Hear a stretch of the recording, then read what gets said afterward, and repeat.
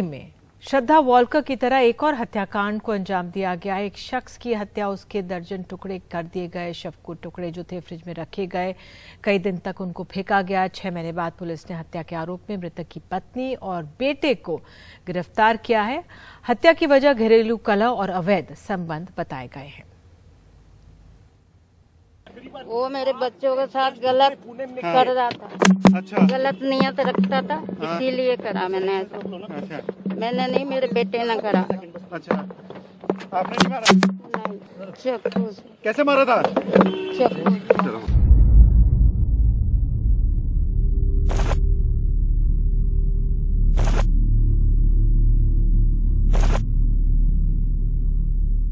Delhi police की crime branch की गिरफ्त में 47 साल की पूनम और उसका बेटा दीपक, इनको 52 साल के अंजन दास की हत्या के आरोप में गिरफ्तार किया गया है। अंजन दास की हत्या का मामला बिल्कुल श्रद्धा वॉलकर जैसा है। सब मिला के इस प्रकार का माहौल बना हुआ था कि इससे परेशान थे। उन्होंने कहा और कोई उपाय नहीं है, इसको इस तरह से इसका मर्डर करें ताकि हमारे पे कोई बात ना आए। तो इन्होंने इसको रात में शराब पिलाई, 30 तारीख की रात को गोलियां मिलाई उसमें। जब ये बेहोशी की हालत में आ गया तब इसको मार दिया।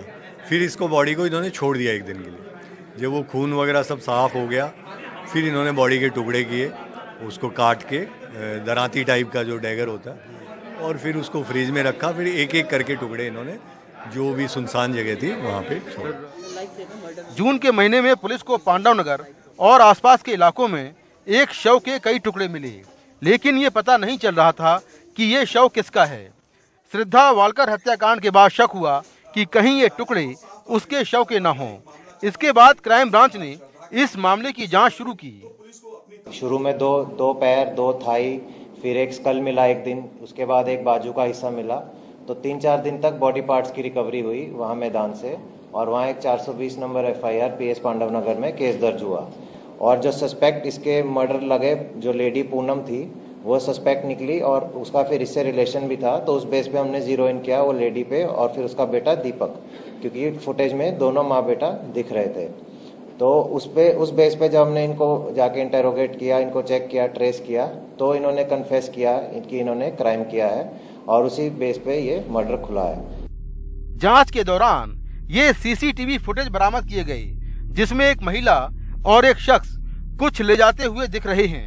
इसके बाद पुलिस को पता चला कि पांडव नगर का अंजन दास कई महीने से गायब है और किसी थाने में उसकी गुमशुदगी की रिपोर्ट दर्ज नहीं है।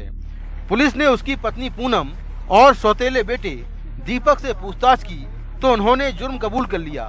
उन्होंने बताया कि मार्च और अप्रैल 2022 में उन्होंने अंजन दास की हत्या की साजिश रची।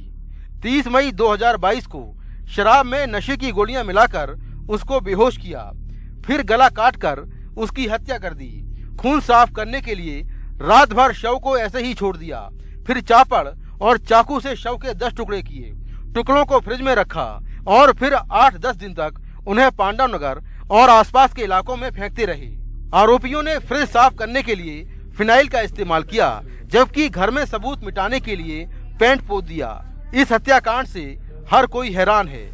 इनकी मियाँ बीवी की होती रहती थी झगड़ा वगड़ा, मगर हमें कोई मैटर ही नहीं था सर। हमें पता ही नहीं, इतने लड़ाकू लगते ही नहीं थे वो, किसी से दुआ सलाम भी नहीं करते थे, चुप आना चुप जाना। तो हमने कहा अच्छे किराएदार हैं। अच्छा। हाँ, अब ये तो पुलिस आई तब हमें पता लगा। पुलिस के मुताबिक अंजन दास ने 2017 में पूनम को पत्नी के तौर पर अपना लिया था, जबकि अंजन दास के बिहार में पत्नी और 8 बच्चे थे। पूनम इस बात से नाराज थी कि जो पैसा वो और उसका बेटा कमाता है वो अंजन दास अपने बच्चों को बिहार भेज देता है और उसकी बेटियों पर बुरी नजर रखता है।